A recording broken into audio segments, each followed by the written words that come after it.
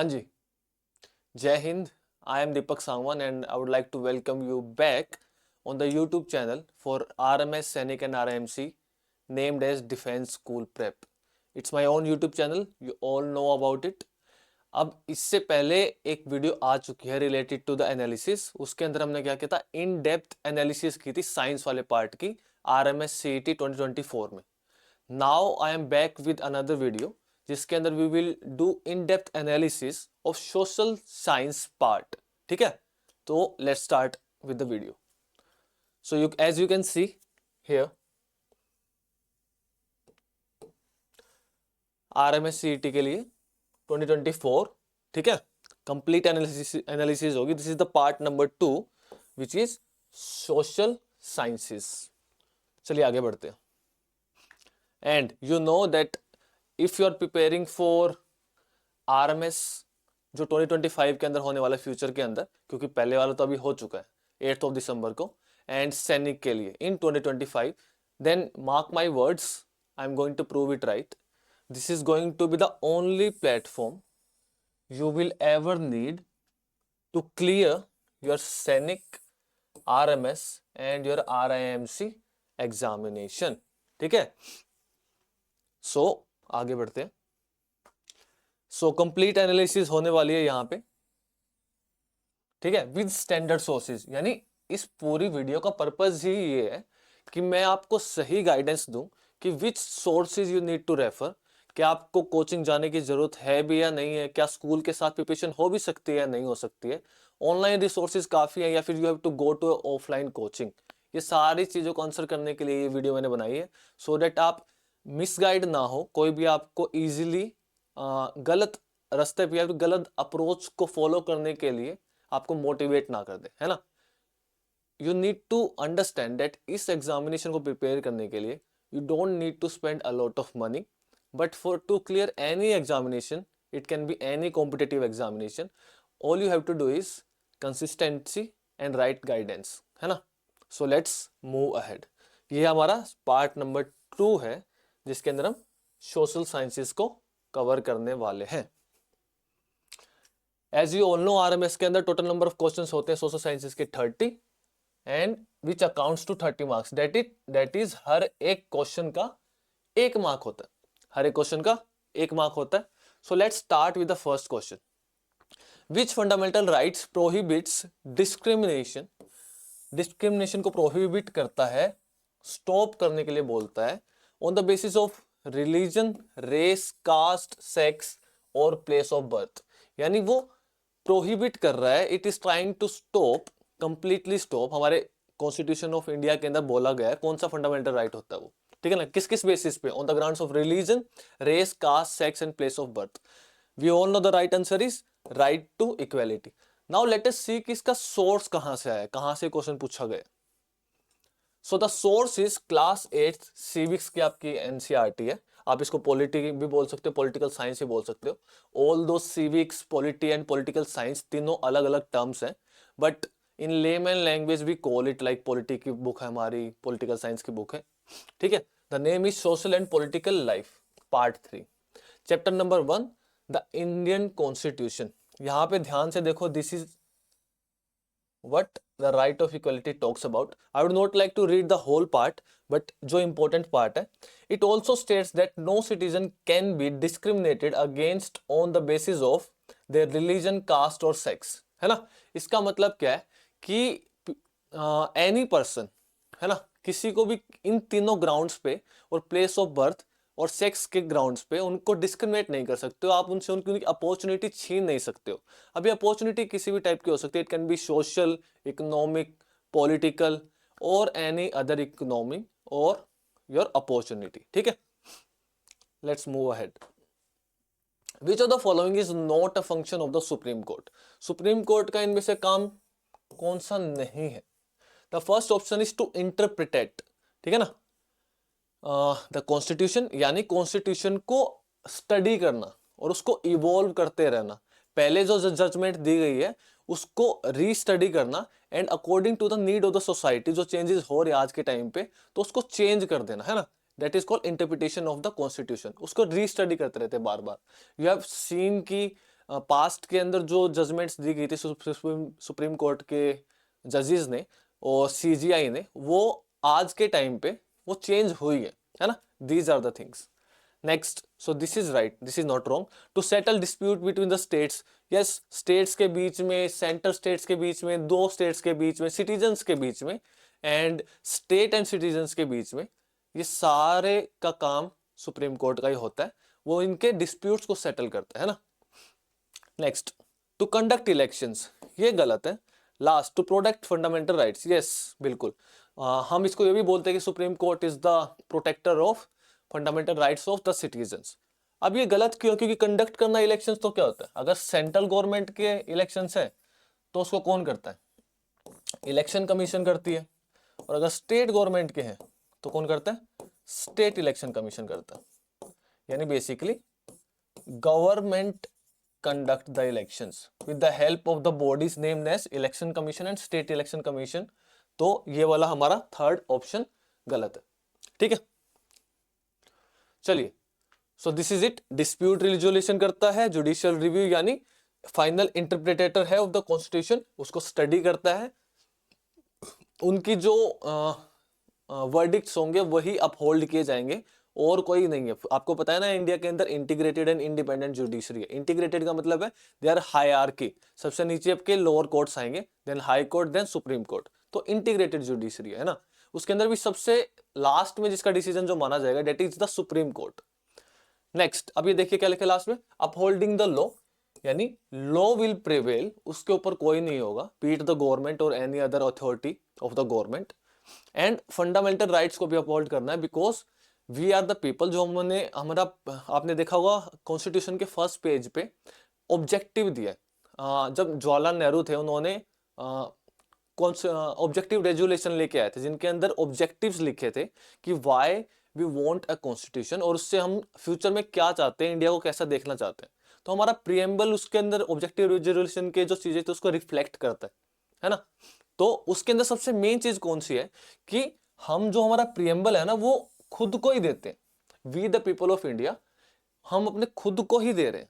वो जो प्रेजेंट किया गया है कॉन्स्टिट्यूशन के फर्स्ट पेज जो प्रियम्बल है, जो ऑब्जेक्टिव शो कर रहा है हमारे social, political and economic objective which we want to achieve as a country, वो सारी की सारी चीजें इस चीज से शो करती है कि हम हमारे सिटीजन्स के राइट्स को प्रोटेक्ट कर पाएंगे या नहीं कर पाएंगे। और उसका मेन काम कौन करता है? हमारा सुप्रीम कोर्ट। ठीक है जी। Next, Wood's dispatch of 1854 considered important because it, first option is focused on the establishment of military schools in India। The answer is wrong। देखो, मिलिट्री स्कूल्स की बात हो रही है या एक तरीके से इनडायरेक्टली पहले की बात कर रहा है, जब फाउंडेशन रखी जा रही होगी ना किसी टाइम पर आरएमएस की, इनडायरेक्टली उसकी बात कर रहा है। Laid the foundation for modern and western style education in India, या this is the right one. ठीक है, इस्टेब्लिश यूनिवर्सिटीज अक्रॉस इंडिया, ये हुई थी, लेकिन ये इसकी वजह से हुई थी। द राइट ऑब्जेक्टिव वॉज कि वो यूरोपियन स्टाइल ऑफ एजुकेशन को इंडिया में प्रमोट करना चाहता था और इंप्लीमेंट करना चाहता था। ठीक है ना। वो बोर्ड के प्रेसिडेंट थे, जो कंपनी थी ना उसके बोर्ड था जो EIC का, उसके प्रेसिडेंट थे, और उन्होंने यहाँ पे जो गवर्नर जनरल था उनको भेजा था, ये है ना, Charles Wood was the name of the president. Next, focus in improving agriculture practice, ये गलत है। देखते 1854 के अंदर चार्ल्स वुड ने गवर्नर जनरल ऑफ इंडिया को भेजा था, president of board of control of the company, है ना। ये कंपनी किसकी बात हो रही है? ईस्ट इंडिया कंपनी की बात हो रही है, ईस्ट इंडिया कंपनी। ठीक है, अब इनके अंदर क्या किया था? Education policy that has to be followed in India, it emphasized once again the practical benefits of a system of European learning as opposed to Oriental knowledge। ठीक है ना, जो हम पहले से नॉलेज लेके आ रहे थे, हमारा जो traditional way of learning things था, उसको अपोज करके वो यूरोपियन स्टाइल ऑफ लर्निंग को इंप्लीमेंट करना चाहता था इंडिया के अंदर, to show that civilisation can only be inducted through the European way, है ना। वो अपने आप को सुपीरियर प्रूव करना चाहते थे बेसिकली। अब लास्ट में देखो, steps were taken to establish a system of university education, है ना।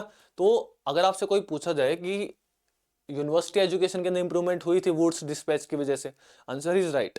लेकिन वो उसकी इम्प्लीकेशन थी। पहला काम तो क्या था, एजुकेशन सिस्टम को इम्प्रूव करना।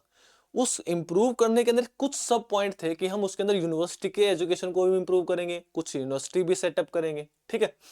Right answer is option number B. What does secularism mean in context of the Indian Constitution? Separation of religion from the state. पहला ही आंसर सही है, you don't need to read, है ना। इसका basic मतलब है कि इंडियन स्टेट है ना, किसी भी पर्टिकुलर एक रिलीजन को डोमिनेट नहीं करने देना चाहती है अदर रिलीजन पे। हर कोई इंसान सेक्युलर है, वो अपना रिलीजन खुद चूज कर सकता है और कोई किसी के ऊपर रिलीजन को थोप नहीं सकता है ना। और जो स्टेट्स की पावर है और जो रिलीजन की पावर है उनको सेपरेट करना चाहता है। सो this is called separation of religion from the state और द कॉन्सेप्ट ऑफ सेक्युलरिज्म।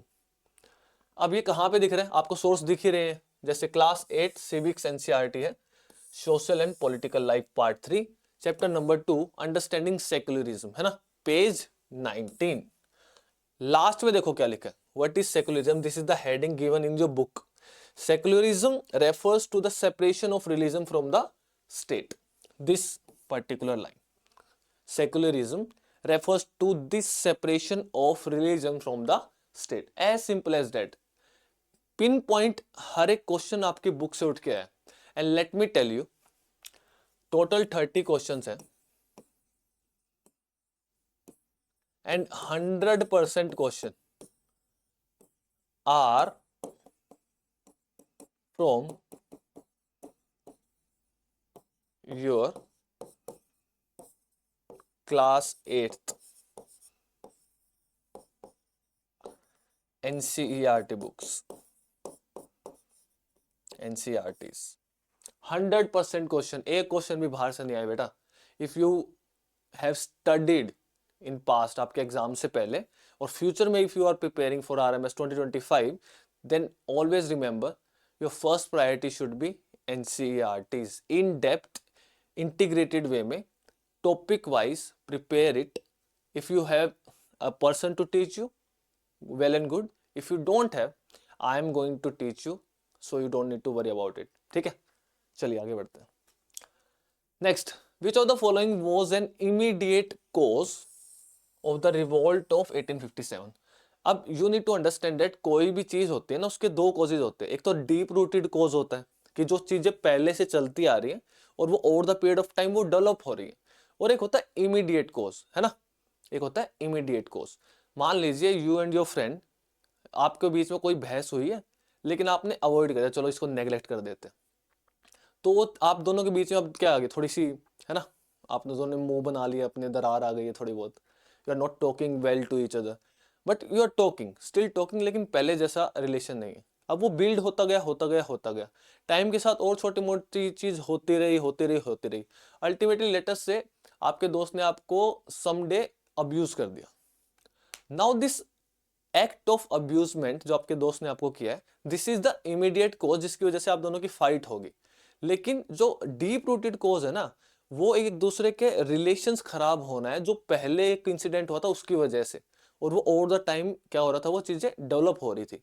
तो दिस इज कॉल्ड, ऐसे ही कोई भी रिवोल्ट, कोई भी बैटल, कोई भी कॉन्फ्लिक्ट होता है, उसका एक डीप रूटेड कोज होता है और एक इमीडिएट कोज होता है। So the immediate cause was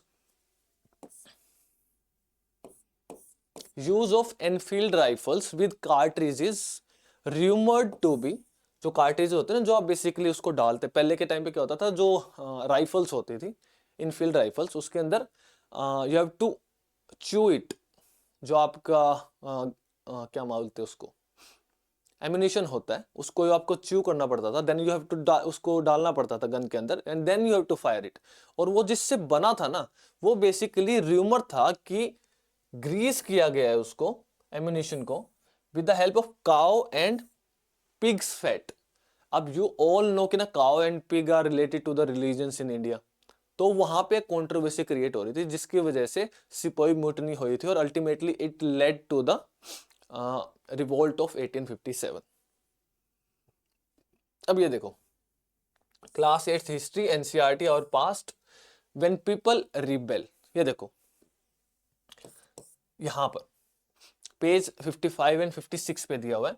Some sepoys of the regiment of Meerut refused to do army drill because जो नए वाले कार्ट्रिजेस थे ना उनके अंदर क्या था, कोटिंग थी fat of cow and pig, ये बोला गया। The response of the other Indian soldiers in Meerut was quite extraordinary.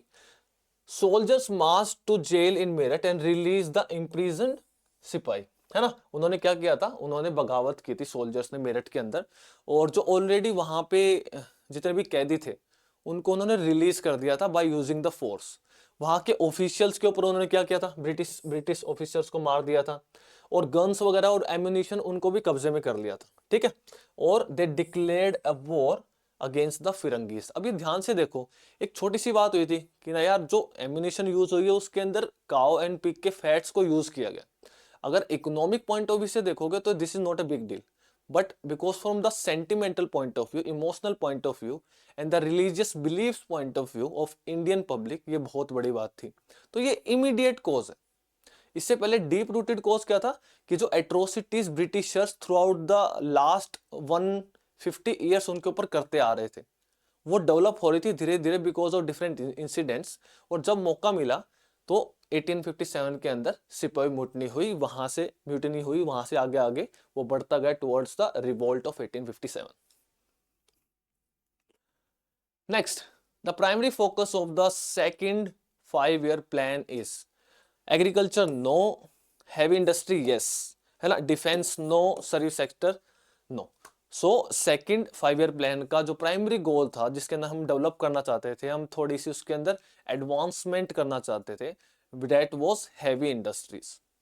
Late us see class 8 history और past, chapter number 12, India after independence, page 168, ठीक है।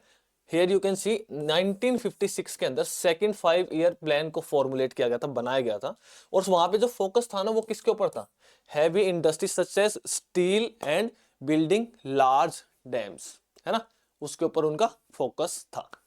Next question, crop that needs well drain fertile soils. अब इसको ध्यान से देखो, well drain fertile soils, है ना, मॉडरेट टेम्परेचर, यानी ना ही ज्यादा कम ना ही ज्यादा ना ही ज्यादा कम हो ना ही बहुत ज्यादा हो, मॉडरेट हो, समवेयर इन द मिडल, ठीक है। And lots of sunshine. अब ऑप्शंस देखो, ऐसा क्या होता है, लॉट्स ऑफ सनशाइन वाला कौन सा होता है, खरीफ वाली क्रॉप होंगी, है ना, खरीफ या खरीफ वाली क्रॉप्स यहाँ पे होने वाली है, तो ये तीनों तो हो नहीं सकती, है ना। Rice is the most suitable answer here, लेकिन देखो इन तीनों के अंदर, चारों के अंदर तो यही सबसे सुटेबल आंसर है, लेकिन if you see and look at the NCERTs, यहां पे देखो, अगर हम मेज की बात करें तो maize requires moderate temperature, the first phrase as it is. Next क्या लिखा है, रेनफॉल, बिल्कुल सही है, एंड लॉट्स ऑफ सनशाइन, तीनों के तीनों जो फ्रेज यूज हुए बिल्कुल सही है। Late us see the fourth phrase कौन सा बोला था, वेल ड्रेन्ड फर्टाइल सॉइल। तो या तो उसने क्वेश्चन गलत दिया है ना, आरएमएस में जिसने एग्जामिनर ने सेट किया क्वेश्चन, वो क्वेश्चन गलत है, मोस्ट प्रोबेबली वो गलत ही है, क्योंकि ये जो ऑप्शन के अंदर आना चाहिए था ना, वो मेज आना चाहिए था, ना कि राइस आना चाहिए था। राइस, ये क्या लिखा है देखो, यहाँ पे क्या लिखा है, rice needs high temperature and high humidity and rainfall. High temperature, high humidity and high rainfall, तीनों चीजें, मॉडरेट की बात ही नहीं होती है। So according to the options best suitable answer is rice, लेकिन if you go by the facts तो maize is the right answer. अगर गलत हुआ क्वेश्चन तो सबको फ्री नंबर मिलने वाले हैं, ठीक है। In a parliamentary government the prime minister is, parliamentary आपको पता है, पार्लियामेंट्री फॉर्म ऑफ गवर्नमेंट होती है and presidential form of government होती है, दो टाइप की गवर्नमेंट होती है। पार्लियामेंट्री के अंदर जो हेड होता है वो कौन होता है, head is basically the prime minister, and head किसका, head of the state, head of the state और head of the government, he is the head of the government, और हेड ऑफ द स्टेट कौन होता है, आपका president. अब यहाँ पे प्राइम मिनिस्टर कौन होता है, ही is the leader of the majority party, है ना। अब इंडिया के अंदर जो मेजोरिटी पार्टी होती है वो कहाँ बनाती है सरकार, यहाँ पे लोकसभा की बात हो रही है, बेसिकली जो हमारा लोअर हाउस है ना उसकी बात हो रही है। In the legislature, legislature basically combination of the Lok Sabha plus Rajya Sabha, जो हमारी लॉ मेकिंग ऑर्गन है basically, legislature is the law making organ. ये देखो चैप्टर नंबर 3 अगेन आपका सिविक्स की बुक से आया, parliament and the making of laws. ठीक है, the prime minister of India is the leader of the ruling party. Rule कौन करेगा? जो मेजोरिटी के अंदर आया या फिर कोलिशन गवर्नमेंट बने, अल्टीमेटली उनमें से भी कौन होता है? जो ज्यादा जिसके पास नंबर ऑफ आपके वोट्स होते हैं। ठीक है, let's move ahead, next question. Which of the following is not a provision under article 22? इनमें से कौन सा अंडर आर्टिकल 22 एक प्रोविजन नहीं है? Right to be informed of the grounds of arrest. हाँ, आप फॉर एग्जांपल किसी के अगेंस्ट कोई अरेस्ट हो रहा है, मान लीजिए कल को कोई पुलिस वाला आता है और वो मुझे अरेस्ट करता है, तो आई हैव द राइट कि आई आस्क हिम कि आप मुझे अरेस्ट क्यों कर रहे हो, under the article 22 of Indian constitution. ठीक है, ये एक fundamental right. Next, this is right, उसने पूछा not. Right to consult and be defended by a legal practitioner. बिल्कुल आपके पास राइट है कि आपके पास अपना वकील हो, आप उससे कंसल्ट करें and you discuss the thing कि आप कैसे मूव अहेड करोगे इसको लेके। ठीक है, next, right to public trial. ये गलत है, ये डिपेंड करता है कि आपको किस ग्राउंड्स पे अरेस्ट किया गया। अगर आपको किसी सेंसिटिव ग्राउंड पे अरेस्ट किया गया तो उस केसेस के अंदर जो कोर्ट है और जो जज है वो ट्राई करता है कि पब्लिक ट्रायल ना हो, लोग आसपास ना बैठे। जैसे आपने फिल्मों के अंदर देखा है ना कि बहुत सारे लोग बैठे होते हैं, उनके सामने आपकी ट्रायल चलती है, वो अपनी दलीलें रखता है, एक वकील सेकंड अपने रखता है, जज वर्डिक्ट देता है, तो वो राइट आपके पास नहीं होते। Last, protection against preventive detention. Right, protection होती है प्रिवेंटिव डिटेंशन से। प्रिवेंटिव डिटेंशन का मतलब है कि हाँ, जो आपका कानून होता है, जो पुलिस होती है, वो एक तरीके से एक सर्टेन नंबर ऑफ पीपल को निगरानी में रखती है ना, जिनके ऊपर उनको शक होता है कि दे कैन डू समथिंग अगर इनको हमने आज अरेस्ट नहीं किया, तो that is called preventive detention, कि भाई ये फ्यूचर में कुछ कर सकता है, डेट्स वाई हम इसको डिटेन कर लेते हैं, इसको रोक लेते हैं, है ना, इसको आप ये जेल में डाल देते हैं फॉर सम टाइम, है ना। सो ये आपका chapter number 6 understanding our criminal justice system, ये आर्टिकल 22 सारे पॉइंट्स इसके अंदर दिए हैं। और उसके अलावा डीके बासु गाइडलाइंस थी जिसके अंदर सुप्रीम कोर्ट ने कुछ स्पेसिफिक पॉइंट्स बोले थे जो court as well as police को फॉलो करना है ड्यूरिंग दे अरेस्ट समवन। ठीक है, ये उसकी गाइडलाइंस थी। Next question, which of the following statements is incorrect? Which of the following statements is incorrect about the method of growing indigo during British rule?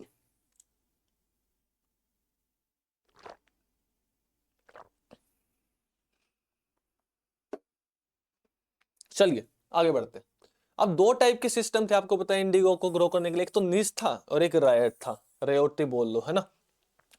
First option बोल रहा है the नीच system involve planters, है ना, planters उनको बोला गया जो इसको ग्रो कर रहे थे, है ना। इसके अंदर फोर्स लेबर काउंट होता है प्लांटर्स के अंदर। Planters growing Indigo on land they directly control, बिल्कुल सही बात है भाई। नीच सिस्टम्स के अंदर जो प्लांटर्स थे वो डायरेक्ट कंट्रोल करते थे लैंड को, ठीक है। In the ryoti system farmers were willingly growing indigo as it was highly profitable for them. ये गलत, जो सेकंड पॉइंट है वो गलत है, वो विलिंगली नहीं कर रहे थे, they were force to do it. British जो ईस्ट इंडिया कंपनी थी और जो ब्रिटिश पार्लियामेंट उसको बैकअप कर रही थी कंपनी को, सो बेसिकली क्या था, वो उसको फोर्स करते थे कि you have to do it, because वहां पे यूरोप के अंदर इंडस्ट्रियलाइजेशन 18th सेंचुरी के लास्ट में पीक पे जा रही थी। सारी की सारी कंट्रीज आपस में क्या कर रही थी, कंपीट कर रही थी, सो डेट उनके अंदर क्या होता था, ट्रिपल जी होता था, है ना, गोल्ड ग्लोरी एंड जीसस को वो प्रमोट करना चाहते, यानी क्रिश्चियनिटी को बहुत ही ज्यादा फैलाना चाहते थे। तो वो कंट्रीज आपस में compete करते रहते थे। उनमें से अब क्या आया, एक नई चीज आई वहां पे 18th सेंचुरी के लास्ट के अंदर जो पीक पे जाने लगी, डेट इज इंडस्ट्रियलाइजेशन। और उसके लिए indigo played very important role, because indigo का काम होता था कि वो कलर करने के लिए यूज होता था, क्लोथ्स के अंदर कलर करना मेनली। तो वहां पे इसकी बहुत ज्यादा डिमांड थी, लेकिन ये विलिंगली नहीं कर रहे थे, they were force to do it. ये देखो, ये इसके दो मेन सिस्टम थे, ठीक है। और प्रॉब्लम क्या थी नीच कल्टीवेशन के साथ, कि डिफिकल्ट था नीज कल्टीवेशन के अंदर to expand the area under the nij cultivation, area को इंक्रीज करना वो डिफिकल्ट था बिकॉज ऑलरेडी ऑक्यूपाइड लैंड थी। और अगर वो आप किसी प्लांटर्स के, किसी ऑलरेडी इस्टेब्लिश फार्मर की जमीन आप कब्जा करना चाहोगे तो वहां पे डिस्प्यूट्स होते थे, ultimately they will go to the justice system और वो डिस्प्यूट बढ़ता रहता था, तो उसको वो अवॉइड करना चाहते थे। इसके साथ ये इश्यूज था। इंडिगो ऑन द रायट्स, है ना, ये क्या दिखा है, the planters forced by the ryot to sign a contract, planters को फोर्स किया गया था, है ना, रायट्स को, रायट्स की हेल्प से कि आप यहां पे उगाइए। The marginalisation refers to the process of integrating individuals into society. This is wrong. The social process of being made marginal or peripheral. This is right, है ना, यानी आपको socially inferior करना या फिर हो जाना due to some reasons, that is called marginalization. अब ये क्या हो रहा है बेसिकली, आप कभी देखना कास्ट को देखना या फिर किसी इंफीरियर कम्युनिटी को देखना in terms of their minority, तो वो कहीं ना कहीं अपने आप को कम समझते हैं because of different political, social and religious reasons also. तो इसको बोलते हैं marginalization. How people see them, how people react to them, उनके रिलेटेड लोगों के दिमाग में क्या prejudices and as well perspective बने हुए हैं, ये सारी की सारी चीजें कंट्रीब्यूट करती हैं कि कौन पर्टिकुलर कम्युनिटी या फिर सेक्शन मार्जिनल कहलाया जाएगा। ठीक है, to be marginalized is to force to occupy the sides or fringes and thus not to be at the center of the things, कि आपको, है ना, चीजों के सेंटर में काउंट नहीं किया जाएगा, आपको फोर्स कर दिया जाएगा directly indirectly that you stay out of the things। यहाँ पे कहने का मतलब है सोशली आप डोमिनेंट नहीं होगे, पॉलिटिकली आप पार्टिसिपेट नहीं कर पाओगे, इकोनॉमिकली आपको अपॉर्चुनिटीज नहीं मिलेगी सो that you can do well. Last में देखो क्या लिखा है, marginalization results in having a low social status and not having equal access to education and other resources। ठीक है, सो ये क्वेश्चन भी डायरेक्टली आपके एनसीईआरटी से उठ के आया है from the social and political life. ठीक है, chapter number 7 page 80 and 91। Question number 12, Who can file a public interest litigation in India? बहुत ही सिंपल है, any individual or organization acting in the interest of public। कोई भी इंसान related to latest से कुछ भी चीज हो रही है, वो इंक्वायर करना चाहता है उस रिलेटेड, और वो क्या कर सकता है, सुप्रीम कोर्ट में डायरेक्टली एक PIL फाइल कर सकता है। और वो किसके बिहाफ से कर सकता है, खुद के लिए भी कर सकता है या फिर कोई ऑर्गेनाइजेशन है, फॉर एग्जाम्पल कोई NGO है, वो भी फाइल कर सकता है रिलेटेड टू एनीथिंग जो पब्लिक के इंटरेस्ट में हो। देखो कहां दिया है, चैप्टर नंबर 5 सेम जुडिशरी वाले के अंदर 61 नंबर पेज पे, the supreme court in the early 1980s एक मैकेनिज्म डिवाइस किया था, एक मैकेनिज्म लेके आए थे जिसको बोला गया public litigation, public interest litigation. ठीक है, ये किस चीज के लिए, ताकि लोगों के पास एक्सेस हो जस्टिस का, वो जस्टिस को इजीली एक्सेस कर पाए, उसको ले पाए, अचीव कर पाए। ठीक है, इट अलाउड एनी इंडिविजुअल और organisation to file a PIL in the high court और the supreme court on the behalf of those whose right were being violated. यानी कोई भी इंसान है, लेटेस्ट से कोई माइनॉरिटी है, अभी मार्जिनलाइजेशन का कॉन्सेप्ट हमने समझा, उसके अंदर क्या होगा, कोई माइनॉरिटी होगी या फिर कोई भी आउटकास्टेड पर्सन होगा। अब उसके अगर राइट्स को कोई वॉयलेट कर रहा है कोई भी इंसान, तो उन पर्सन के बिहाफ पे, मान लीजिए कोई एक्स पर्सन है जिसके राइट्स को वॉयलेट कर दिया किसी हायर कास्ट के इंसान ने, तो उसके बिहाफ पे I can go and file a PIL and ask कि यहाँ पे क्या हो रहा है and why people are treating this person, इसके साथ ये चीजें गलत हुए, why you are not doing something, ताकि इस पर्सन को क्या मिल सके, जस्टिस मिल सके। This is the basic concept. चलिए नेक्स्ट क्वेश्चन में बढ़ते हैं। अब match the following question number 13, this is column A, this is column B। So charkha किससे रिलेटेड है भाई, and TISCO and rangrez and first cotton mill setup in India. देखो मैं इन क्वेश्चंस को है ना बहुत ही बेसिक तरीके से करता हूं।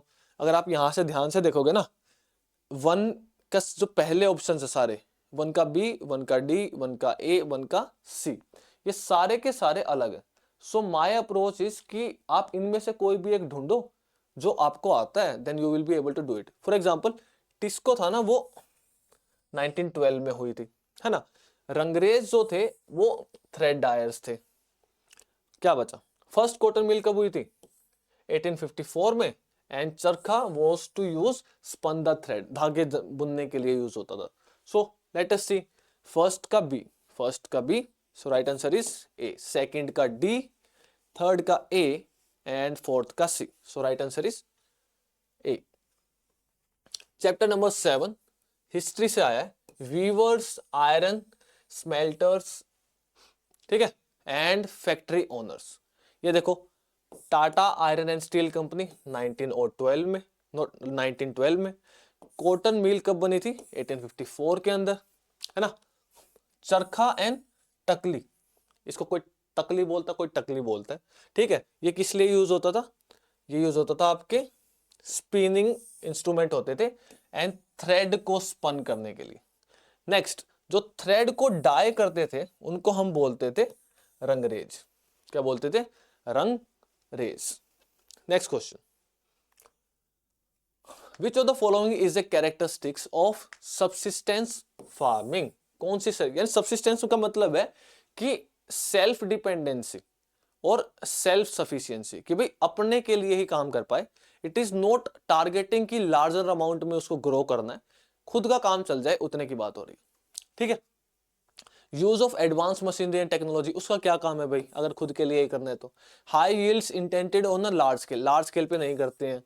Next, small land holdings and traditional farming methods, बिल्कुल यही है। स्मॉल लैंड होल्डिंग्स होती है और उसके अंदर ट्रेडिशनल फार्मिंग मेथड्स होते हैं जो हम पहले से यूज करते आ रहे हैं।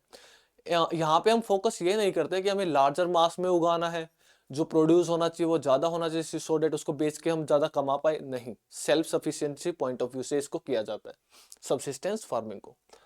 कहां से आया? Chapter 4 agriculture, page 42 and 43। ये देखो सब्सिस्टेंस फार्मिंग, ये यहाँ पे दिया है पूरा। इसके भी दो पार्ट है, intensive subsistence and the primitive subsistence. So you can read it, यहाँ पे आपको easily we will be able to see it, ठीक है। पहले ही पैराग्राफ के अंदर मैंने मेंशन किया होगा।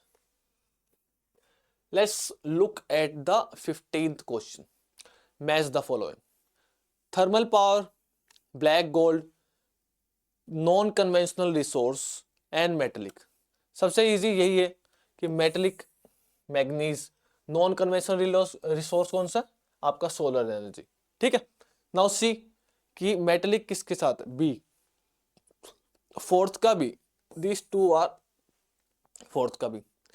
थर्ड का डी, थर्ड का D, so option number C is right, है ना। It means thermal power is related to the coal, यानी आप कोल की हेल्प से आप इलेक्ट्रिसिटी जनरेट करो, that is known as thermal power, ठीक है।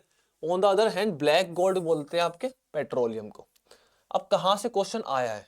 Question is from chapter number 3 आपके ज्योग्राफी के NCERT, that is resources and development, mineral and power resources, page 25, 31 and 33, ठीक है। ये देखो, petroleum and its derivative are called black gold. Coal, coal के बारे में लिखा है, टू जनरेट इलेक्ट्रिसिटी इसको यूज किया जाता है और उसको हम बोलते हैं thermal power. Next, non conventional resources कौन से बेटा? यहां पे solar energy is one example. And metallic minerals कौन से होते हैं? मैग्नीज और is one example. So till हमने कितने क्वेश्चन कर लिए? We have done I think 15 question, आधा हमारा कंप्लीट हो गया। यू हैव सीन कि हर एक सिंगल क्वेश्चन डायरेक्टली आपके एनसीईआरटी से एक्सट्रैक्ट किया गया और दिया गया, है ना। अब दो टाइप के क्वेश्चन होते हैं, एक तो डायरेक्ट उसको स्टेटमेंट दे दिए हो, या फिर कोई फैक्ट पूछ लिया हो, या फिर उसके बेसिस पे कुछ इंटरप्रिटेशन करनी हो, है ना, कुछ एनालिसिस करनी हो, and then you implement it. वो बहुत कम हो रहा है, डायरेक्ट क्वेश्चन पूछे जा रहे हैं and they're asking you. So take advantage of this thing. Next time कोई भी अगर इस एग्जामिनेशन को देने वाला आरएमएस 2025 के अंदर, प्लीज रिमेंबर एनसीईआरटी डिटेल में और बहुत ही डेप्थ में कवर करो, एंड फिर आगे कोई दूसरी सोर्सेज के बारे में सोचो if you have time. Although तुम्हें करने की जरूरत नहीं है, लेकिन if you still have time then you look forward to cover any XYZ book, ठीक है। नेक्स्ट, अब आई थिंक ये हमने कर लिया, नहीं किया, राइट ये रहा। असर्शन क्या बोल रहा है कि राजा राम मोहन राय फाउंडेड द ब्रह्मो समाज, या इसको पहले ब्रह्म सभा भी बोलते थे, कब? 1830 के अंदर। सही बात है, बिल्कुल सही है। रीजन उनके अकॉर्डिंग क्या बोल रहा है कि Brahmo Samaj aim to prohibit all form of adultery and sacrifice. हर टाइप क्या सेक्रीफाइस और अडल्ट्री को, बेसिकली आइडोल्ट्री को वो प्रोहिबिट करना चाहता था, रोकना चाहता था। स्टेटमेंट और रीजन दोनों के दोनों सही है ना। स्टेटमेंट तो ऑब्वियसली बिल्कुल सही है, रीजन रीजन सही है, रीजन एज ए स्टेटमेंट सही है, यानी स्टेटमेंट 1 एंड स्टेटमेंट 2 दोनों सही है। यहाँ पे कुछ लैग कर रहा है स्टेटमेंट 2 के अंदर। उसने खाली यही एम नहीं था कि वो सारे के सारे आइडल्ट्री और सेक्रीफाइस को प्रोहिबिट कर दे, उनका ये भी एम था कि वो वुमेन एम्पावरमेंट को प्रमोट करें, वो एजुकेशन सिस्टम को प्रमोट करें, स्पेशली कौन सा, जो वेस्टर्न एजुकेशन सिस्टम था ना, उसको प्रमोट करें। So these are some points. यहाँ पे अगर आपको फेमस याद होगा कि सती सिस्टम को उन्होंने बैन करवा दिया था, है ना। तो दीज आर द पॉइंट्स जो यहाँ पे लैक कर रहे हैं कहीं ना कहीं।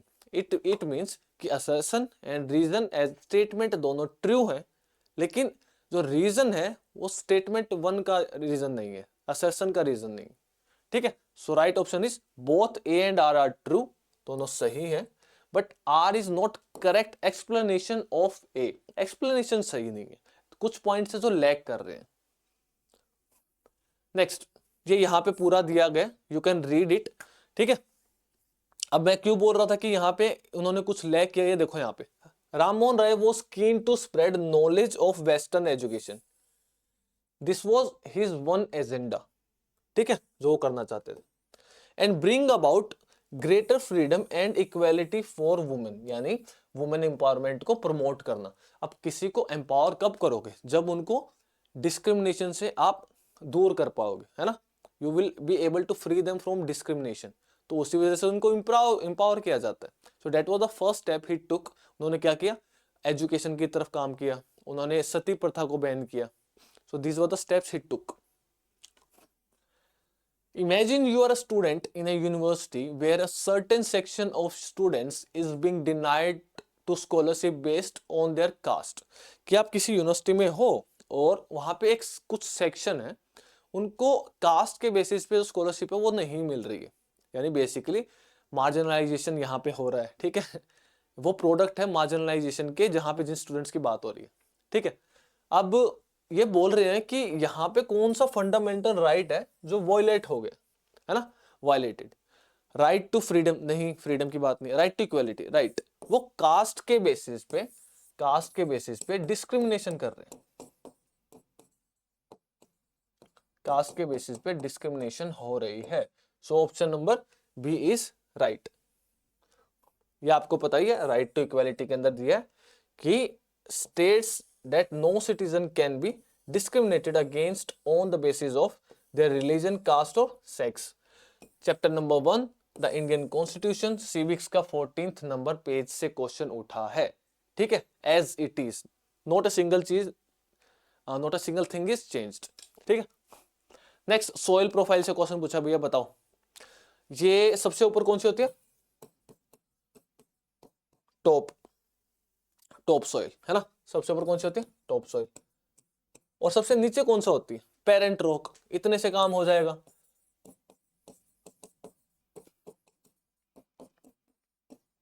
सबसे नीचे कौन सा होता है? Parent rock. Now look at it, right, option number B is right. आप करना चाहो तो इसको हम सब सोइल बोलते हैं, and this is called the weathered rock. B वाला पार्ट को हम बोलते हैं subsoil, and this is weathered rock. Weathering basically यहाँ पे क्या हो रहा है? इसका झड़ना होता है because of the action of water and wind, you can say. पहले हुआ होगा एक टाइम पे। ये देखो एग्जैक्ट आपके chapter number 2 land, soil, water, natural vegetation and wildlife resources, chapter 30 page number 13, your geography book, soil profile, parent rock, weathered rock material, subsoil, top soil. ठीक है, वहां से क्वेश्चन उठ के आया as it is, not a single thing is being changed. वो statements को mould भी नहीं कर रहे, उसको कॉम्प्लिकेट भी नहीं कर रहे, एज इट इज उठा के दे रहे हैं। So take the opportunity and जितने मार्क्स ले सकते हो ले ना। नेक्स्ट टाइम इस पॉइंट ऑफ व्यू से प्रिपेयर करना and listen to me throughout the year so that you will be able to prepare. आप बहुत अच्छे तरीके से प्रिपेयर कर पाओगे if you will understand what I am trying to say, और उसको फॉलो कर पाओगे तो। ठीक है, next the maximum strength of Lok Sabha is. ठीक है, तो बेटा मैक्सिमम स्ट्रेंथ क्या होती है? 550। मैक्सिमम स्ट्रेंथ क्या होती है? 550। You can see here 550 is the maximum strength. Chapter 3 parliament and making the laws, civics से आया, पेज नंबर 34 से। अब ये देखो राज्यसभा की बात करें तो उसमें मैक्सिमम स्ट्रेंथ कितनी होती है? 250। यहाँ पे दिया है हाउस ऑफ पीपल या फिर लोअर हाउस, टोटल मेंबरशिप यहाँ पे बुक के अकॉर्डिंग कितना है? 543 है ना, 543। लेकिन मैक्सिमम कितनी हो सकती है? Maximum according to the 104 constitution amendment act 2019 के अंदर क्या हुआ था कि जो 2 एंग्लो इंडियन सीट होती है ना, जो आपके प्रेसिडेंट के हैंड में होती है, उसको अबॉलिश कर दिया गया था, उसको खत्म ही कर दिया गया था। सो मैक्सिमम कितनी हो गई? 550। दिस इज द प्रेजेंट, है ना, present I think currently 545 I think, maybe it can be higher but as far as I remember 545 है। यहाँ पे कितनी है? 550 मैक्सिमम हो सकती है। I am not talking about the present number of seats acquired in the Lok Sabha, I am talking about the maximum number of seats कितनी acquire की जा सकती है ना। Next the Rowlatt satyagraha was violent incident, so violent incident and the most notable being the Jallianwala Bagh massacre, है ना। जलियांवाला बाग के अंदर हजारों के अंदर लोगों को, है ना, बहुत ही दरिंदगी से गोलियां मार दी गई थी। General Dyer, you all remember that person, है ना, सभी को पता है। 13 April 1919, right. In which city the massacre occur? Amritsar में हुआ था, पंजाब के अंदर। ठीक है, next chapter number 11 the making of the national movement 1870 to 1947। Rowlatt satyagraha के अगेंस्ट महात्मा गांधी ने अपना क्या किया था? रोलेट जो एक्ट था ना, उसके अंदर क्या किया था कि पब्लिक गैदरिंग को बैन कर दिया गया था। अगर किसी के पास कोई रिवॉल्वर है, कोई हथियार है, तो उसको वहां पे डिटेन किया जा सकता है, कब्जे में ले जा सकता है उस इंसान को। प्रिवेंटिव डिटेंशन हो रही थी वहां पे बेसिकली, है ना। तो यहाँ पे जलियांवाला बाग के अंदर क्या हुआ था, उन्होंने उस चीज का फायदा उठा के क्या किया था कि बेसिकली कि यहाँ पे एक गैदरिंग हो रही है जो ब्रिटिश गवर्नमेंट के अगेंस्ट कॉन्स्पिरेसी क्या कर रहे हैं, वहां पे बना रहे हैं, है ना, कोई साजिश कर रहे हैं। उस बेसिस पे वहां पे इनडिस्क्रिमिनेट फायरिंग हुई थी जनरल डायर के ऑर्डर्स के ऊपर। और कहाँ हुई थी? अमृतसर के जलियांवाला बाग में, बैसाखी वाला दिन था। ठीक है, नेक्स्ट क्वेश्चन 21।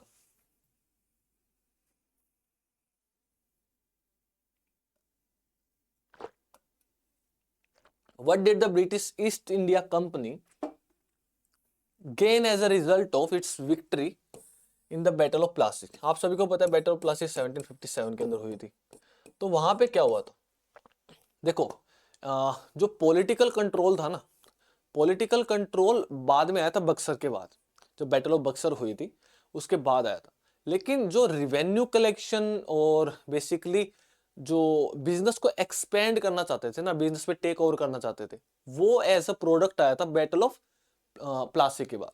सो यहाँ पे क्या है right answer? The right to collect revenue यानी दीवानी, कहां से? बंगाल से, बिहार से और उड़ीसा से।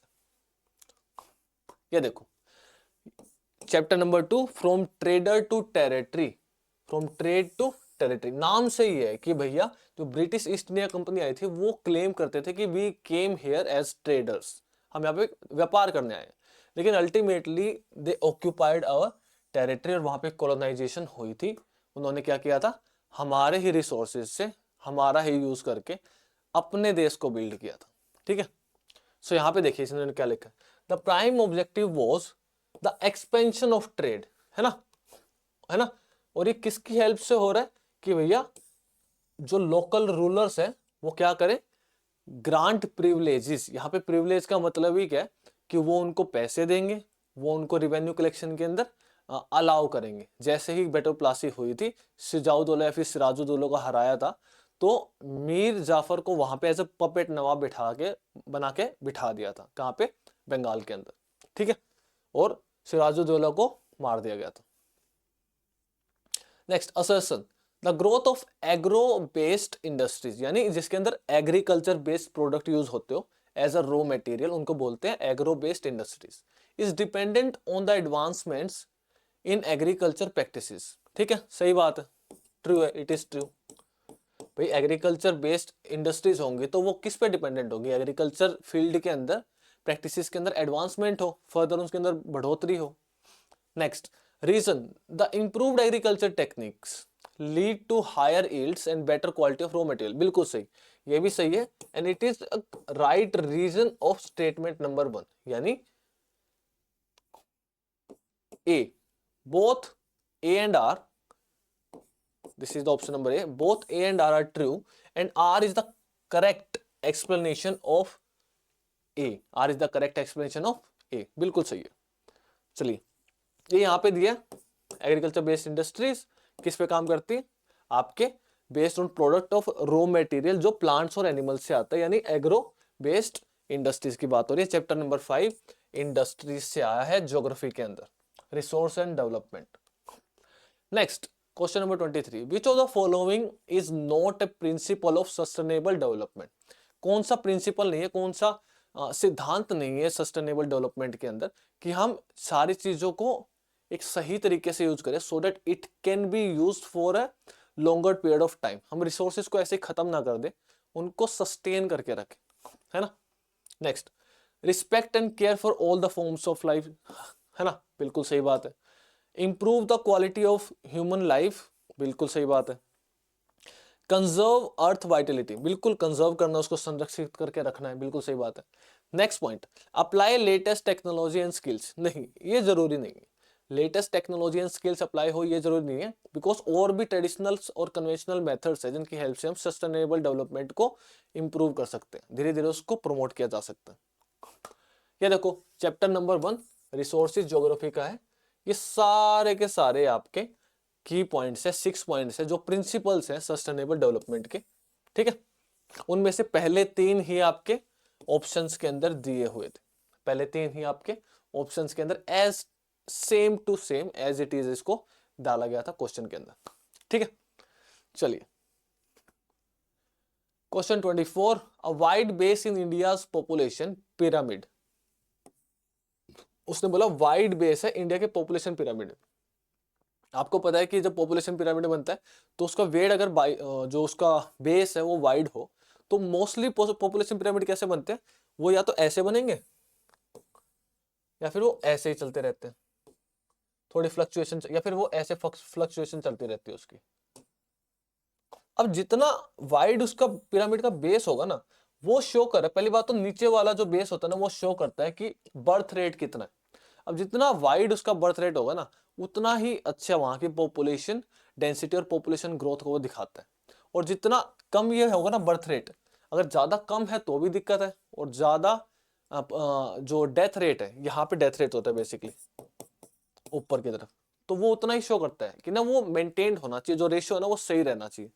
तो ये किस चीज को शो करता है, हाई बर्थ रेट, अगर वाइड हुआ तो हाई, और अगर वो नैरो हुआ, है ना, इतना ब्रॉडर नहीं है, इतना वाइडर नहीं है, तो इट मींस वहां पे क्या है, बर्थ रेट कम है। ये देखो, chapter number 6 human resources, page 73, geography की बुक है आपकी, resources and development. The shape of the population pyramid tells the story of the people living in that particular country, की जैसी शेप है ना उसके अकॉर्डिंग हमें उस पर्टिकुलर कंट्री की लोगों के बारे में पता चलता है। Next, the number of children below 15 years are shown at the bottom and reflect the level of birth, कि ना भाई 15 साल से छोटे वाले बच्चों को वो बिल्कुल नीचे वाले बेस लेवल पे दिखाया जाता है और वो बर्थ रेट को इंडिकेट करता है, यही क्वेश्चन के अंदर पूछा गया था।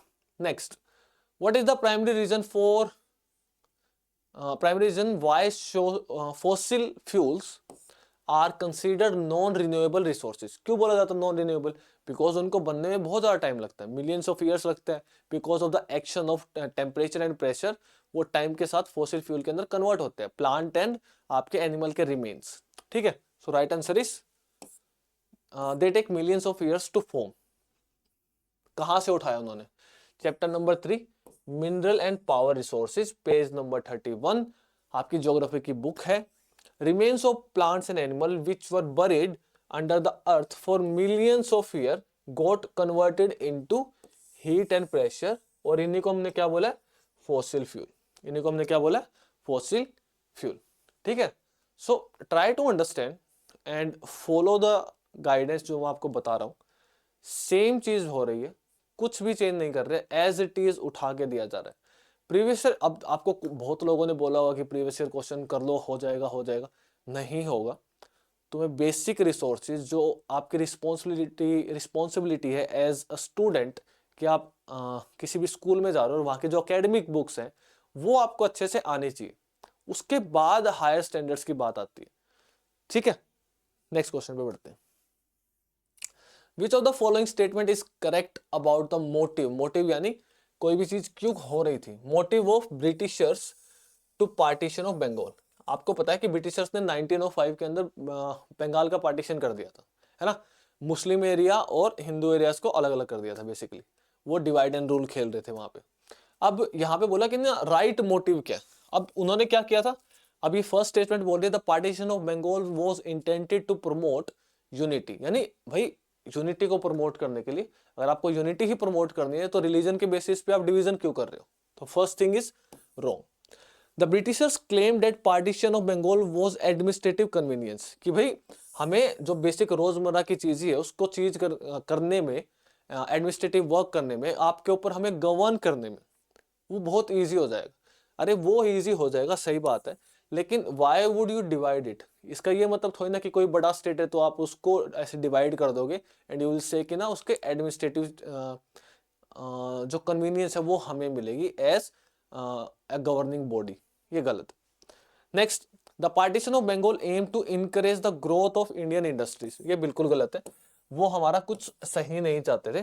The right reason was the partition of Bengal curtail the influence of Bengali politicians and to split the Bengali people। बिल्कुल, आपको पता है कि उस टाइम के बंगाल के अंदर दो कम्युनिटीज या फिर दो रिलीजन बहुत ही हाई पॉपुलेशन के अंदर थे, हिंदू एंड मुस्लिम्स, और वो एक्टिवली, उनका ब्रदरहुड बहुत ज्यादा था और वो एक्टिवली पॉलिटिकल एक्टिविटीज में बहुत ज्यादा पार्टिसिपेट करते थे। इंडियन नेशनल कांग्रेस और जो छोटी छोटी बॉडीज थी, लोकल सभाज थी, वो सारे के सारे वहां पे ही डेवलप हुई थी। बेसिकली हम बोलते हैं कि इंडिया का जो पॉलिटिकल ग्रोथ हुई ना वो बंगाल से स्टार्ट हुई, है ना। अब उन्होंने क्या किया कि उनका मेन रीजन था कि वहां पे बंगाल के अंदर पॉलिटिकल एक्टिविटीज इतनी ज्यादा हो रही थी, आईएनसी और छोटी मोटी ऑर्गेनाइजेशन की वजह से, जिसकी वजह से ब्रिटिशर्स के नाक में दम हो गया था। अब वो क्या बोले कि 1905 के अंदर वी आर डिवाइडिंग इट, ताकि आपको हमें एडमिनिस्ट्रेटिव कन्वीनियंस हो जाए, इंडस्ट्रीज को हम डेवलप करेंगे। ये सारे रीजंस वो थे जो उन्होंने दिए थे करने के लिए। लेकिन रियल मोटिव क्या था? जो राइट मोटिव क्या था कि वो अपने आप को बचाना चाहते थे फ्रॉम द पीपल जिनके पास अथॉरिटी थी, जिनके पास पब्लिक सपोर्ट था, जो पॉलिटिशियंस थे बंगाल के, और वो वहां पे डिवाइड एंड रूल करना चाहते थे between the Hindu and Muslim communities. ठीक है, so right answer is only D. Next, कहां से आया? Chapter number 2 the making of the national movement. ठीक है, अब यहां पे आप देखोगे तो हाँ, at the last perhaps the main British motive were to curtail the influence of Bengali politicians, कि भैया बंगाली पॉलिटिशियंस का इन्फ्लुएंस लोगों के बीच में खत्म कर देना, and to split the Bengali people on the basis of their religion, उनको डिवाइड कर देना, divide and rule. Next, question number 27, broad flat steps are made on the steep slopes. आपको पता है ना कि पहाड़ों के अंदर स्टीप स्लोप्स होते हैं, बहुत ही पैने होते हैं, वहां पे ब्रॉड, बहुत ही चौड़े चौड़े वाइड स्टेप्स बना दिए जाते हैं ताकि वहां पे क्या हो सके, वहां पे टेरेस फार्मिंग हो सके। तो क्या किया जाता है? अब उसने लास्ट में पूछा कि ना what is the purpose of terrace farming. ठीक है, अब यहां पे ना दो चीजें, अगर पर्पस ऑफ टेरेस फार्मिंग पूछोगे तो क्या होता है, वो तो क्या करेगा, to help in growing crop लेकिन अगर आपसे ये पूछा जाए कि जो ब्रॉड फ्लैट स्ट्रिप्स बना गए हैं इससे क्या होगा, इससे होगा बेटा, right answer should be to reduce the soil erosion, है ना, क्योंकि वहां पे ऐसे होती है, स्टीप होते बहुत ही एंगल्ड होती है, लैंड है ना ऐसे फ्लैट नहीं होती, तो उसको फ्लैट किया जाता है ब्रॉड पैटर्न पे, तो उससे क्या होता है जो सॉइल इरोजन होता है ना विंड की हेल्प से, वाटर की हेल्प से, वो बहुत कम हो जाता है। देखो chapter number 2, land soil water natural vegetation and wildlife resources, terrace farming. Broad flat steps or terraces are made on the steep slopes that so that flat surfaces are available to grow crops। अब उसको flat नहीं करोगे तो वहां पे crop उगानी बहुत मुश्किल हो जाएगी, लेकिन ये किस चीज में हेल्प करता है, to they reduce surface run off या फिर सॉइल इरोजन। जो सॉइल इरोजन हो रहा है because of the act of wind और वाटर, वो वहां पे कम हो जाता है अगर उसको फ्लैट करके वहां पे किया जाए तो, ठीक है। So it is given on page number 14. Next, which of the following was a major demand of the Munda rebellion? आपको पता है ट्राइबल पीपल थे एंड जो मुंडा रिबेलियन के हेड थे, ही वॉज एजुकेटेड पर्सन और वो वैष्णव थे, यानी वो विष्णु भगवान के टीचिंग्स और वहाँ के जो गुरुज थे उनसे इन्फ्लुएंस हुए थे, तो उनसे रिलेटेड कौन सी चीज सही है ना, वो जो मेजर रीजन जो डिमांड किया गया था मुंडा रिबेलियन के अंदर। First is reduction of salt tax, ये गलत है। Next recognition of tribal rights over their land and forest, बिल्कुल भाई ये सही है। क्या है ना वहां पे वो इनसिक्योर थे ब्रिटिशर्स कि यहाँ पे जो ब्रिटिश हिंदू मिशनरीज हैं और जो वहां पे कन्वर्ट किए जा रहे हैं वो वहां के लैंड को यूज कर रहे थे, और वो जो मुंडा रेबेलियन को हेड कर रहे थे वो क्या कह रहे थे कि हमें हमारे राइट्स चाहिए एज ए ट्राइबल पीपल हमारी लैंड के ऊपर, और हमें रिकॉग्निशन चाहिए हमारे लैंड की, ठीक है। अब ये देखो chapter number 4, tribals dikus and the vision of a golden age, page 48 49 history के एनसीईआरटी में दिया हुआ है। What worried the British officials was most, सबसे ज्यादा क्या वरी किया था, political aim of the Birsa Munda movement that he wanted to drive out missionaries and money lenders, Hindu landlords and the government. वो क्या करना चाहता था कि वहां से जो रिलीजियस मिशनरीज थे, मनी लैंडर्स थे, और वहां पे जो लोकल लोगों ने जिन्होंने उस जमीन को कब्जा किया हुआ था वो वहां से उनको हटाना चाहता था। बेसिकली वहां पे पॉलिटिकल इन्फ्लुएंस बिल्कुल खत्म करना चाहता था और पावरफुल लोगों को उस जगह से हटाना चाहता था। तो ये क्यों कर रहा था, क्योंकि the land policies of the Britishers were destroying there traditional land system. जो मुंडास थे उनकी जो ट्रेडिशनल लैंड सिस्टम था उसकी ट्रेडिशनल वे को वो डिस्ट्रॉय कर रहे थे, कौन, जो लैंड पॉलिसीज वहां पे बनाई गई थी ब्रिटिशर्स के द्वारा। नेक्स्ट हिंदू लैंडलॉर्ड्स एंड, और लास्ट में अल्टीमेटली क्या कर रहे थे, मिशनरीज को क्रिटिसाइज कर रहे थे उनके कल्चर के लिए, मिशनरीज उनको क्रिटिसाइज कर रहे थे उनके कल्चर के लिए, डेट आप बहुत ही रूढ़िवादी हो, है ना, आप चेंज नहीं रहे टाइम के साथ, ये नहीं करना चाहिए, यू शुड बी सिविलाइज्ड, ये सब बातें वो बोलते थे। Next question 29, Bengaluru is referred as the Silicon Valley of India because of, भाई बेंगलोर को सिलिकॉन वैली ऑफ इंडिया क्यों बोला जाता है, बिल्कुल बेसिक सी बात है, वहां पे क्या है बेटा, इंडिया के अंदर इंफॉर्मेशन टेक्नोलॉजी यानी आईटी की बहुत सारी कंपनी है, जैसे सिलिकॉन वैली के अंदर बहुत सारी कंपनीज होती हैं, यूएसए के अंदर है, सिमिलरली इंडिया के अंदर भी बेंगलोर के अंदर सेम सिचुएशन है, यहाँ पे सबसे ज्यादा आईटी की कंपनीज आपको देखने को मिलेंगी, dates why it is called the Silicon Valley of India Bangalore.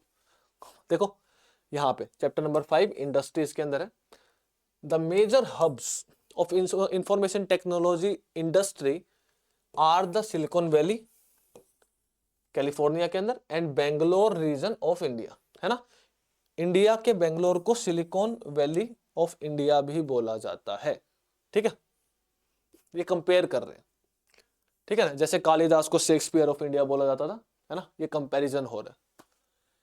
Which of the following statement is correct regarding the Rajya Sabha? It has a fixed number of members that cannot be changed.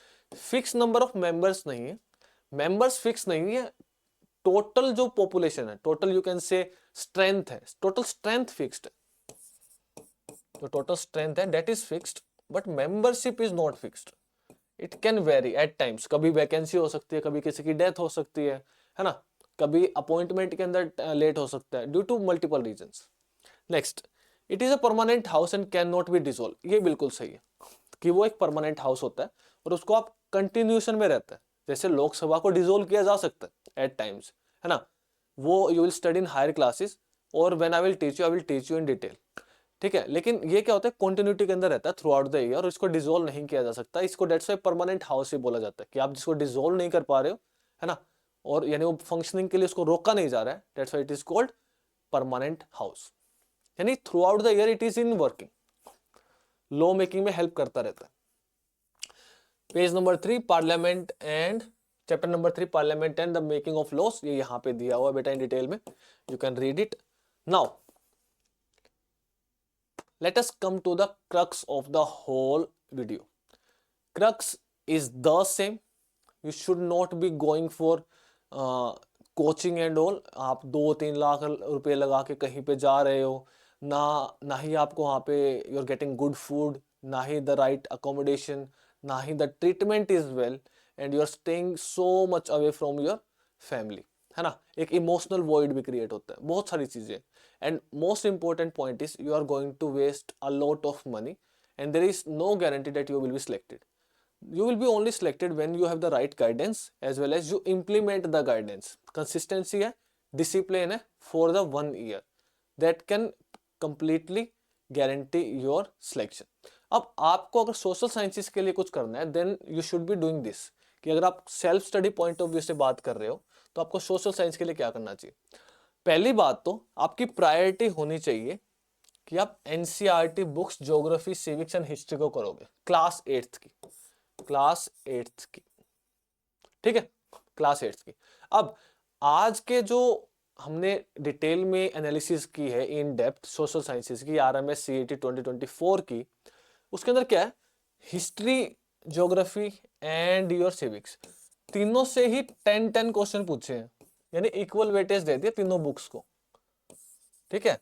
So basically you can not avoid और you can not basically take the risk to leave any particular chapter or any particular book or subject in the social sciences. आपको सभी पढ़ना पड़ेगा, सबका सब।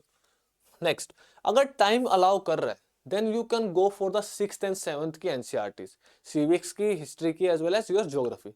वहां पे basics है, वो भी करना, क्योंकि इससे पहले जो आरएमएस के प्रीवियस ईयर क्वेश्चन पेपर आप देखोगे तो उसके अंदर कहीं से कभी कभी 7 क्वेश्चन आए, कभी 6th and 7th से मिला के 10 से 12 क्वेश्चन भी आए। सो you can not leave them. इस बार क्या हुआ है, उन्होंने जो नोटिफिकेशन आई थी ना आरएमएस की, जो आरएमएस की नोटिफिकेशन आई थी उसके अंदर उन्होंने ब्रैकेट में लिखा था 8th standard, I hope you know it, 8th standard लिखा था। अब यहाँ पे उन्होंने उसको इंप्लीमेंट कर दिया एग्जैक्टली, लेकिन साइंस के अंदर इंप्लीमेंट नहीं हुआ था। साइंस के अंदर यू ऑल्सो की 6th और 7th से बहुत सारे क्वेश्चन पूछ रहे, 32% question were from the 6th 7th, 8 से लगभग 60% क्वेश्चन पूछे थे, 9th और 10th से मिला के 8% क्वेश्चन पूछे थे। लेकिन यहाँ पे क्या 100% questions are from class 8th। लेकिन इसका ये मतलब नहीं है कि नेक्स्ट ईयर यही होने वाला है। नाउ एमसीक्यू प्रैक्टिस के लिए क्या करें सर, एमसीक्यू प्रैक्टिस के लिए आप पहले अगर एनसीईआरटी रिसोर्सेज पे जाओगे तो आप एनसीईआरटी एग्जाम्पलर डाउनलोड करोगे, एनसीईआरटी की वेबसाइट पे इजीली अवेलेबल है, ई बुक है, डाउनलोड करो। अगर आपको नहीं मिलती है let me know, I will give it to you. वहां से प्रैक्टिस करो एमसीक्यू की खाली। उसके बाद मोस्ट इंपोर्टेंट आपको क्या करना चाहिए एमसीक्यू के लिए, पीवाईक्यूज करो आप आरएमएस के एंड सैनिक के। This is the most important part that you should be doing, ठीक है। और ये आपकी क्लास 8th की एनसीईआरटी की है ज्योग्राफी की, this is civics and this is history.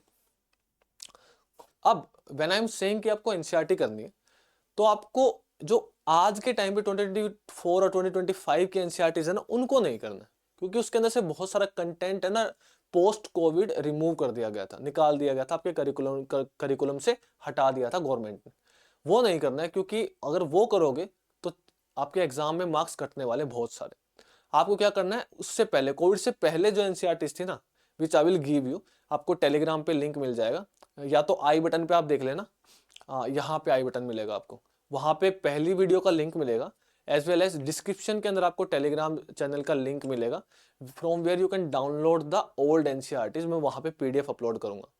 इस जो ये लेक्चर हुआ है इसकी पीडीएफ भी वहीं पे अपलोड होगी, so that it will help you आप जब नेक्स्ट टाइम एग्जाम की प्रिपरेशन करोगे आरएमएस 2025 के लिए। ठीक है, अब last point that I want to discuss with all of you कि सर ये गाइड बुक्स का क्या करें। भैया गाइड बुक अतुल्य की हो, आपके जिस किसी की भी है, आई थिंक अरिहंत की है, और आपके आर गुप्ता की हो, आपको कोई सी भी बाय नहीं करनी है। बिकॉज इनका क्या होता है कि ना they are publishing house, they compete with each other. अगर कोई एग्जाम है तो they will come up with a book, एक गाइड बुक होगी विच विल अट्रैक्ट यू कि एक ही बुक के अंदर यार मेरी प्रिपरेशन हो रही है, बहुत अच्छी बात है। ऐसा नहीं होता है। You have to cover the basic sources NCERTs, then go to a standard resource. अगर आपके एग्जाम की डिमांड है तो, आपके एग्जाम की डिमांड स्टैंडर्ड सोर्सेज की नहीं है, आपके एग्जाम की डिमांड है बेसिक रिसोर्सेज को अच्छे से करो। And you should have a mentor, a guide, a teacher to guide you throughout the process. That is the demand of your examination. इतना ही करना है and you will be done with it.